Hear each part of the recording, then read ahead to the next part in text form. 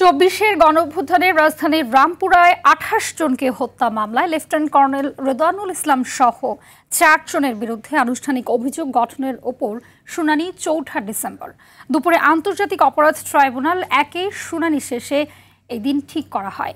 এর আগে সকালে বিশেষ প্রিজন ভ্যানে গ্রেপ্তার ২ সেনা কর্মকর্তাকে ট্রাইব্যুনালে আনা হয়।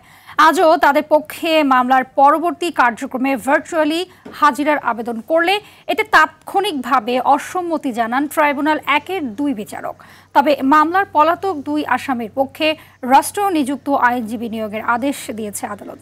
পরে এই ট্রাইব্যুনালে রাজধানীর চানখারপুলের শিক্ষার্থী আনাস সহ ৬ জনকে হত্যা মামলায় সাক্ষ্য গ্রহণ পর্বে জবানবন্দি শেষে মূল তদন্ত কর্মকর্তাকে জেরা করেছেন আসামি পক্ষের আইনজীবীরা।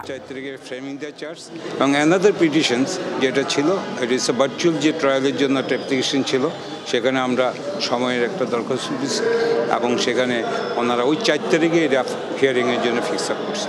এটা মঞ্জুর করার কোনো অবস্থা আমাদের দৃষ্টিতে বিবেচনাযোগ্য মনে হয়নি। তারপরে ওনাদের আবেদনের প্রেক্ষিতে এই অ্যাপ্লিকেশনটা অ্যাডজর্ন হয়েছে।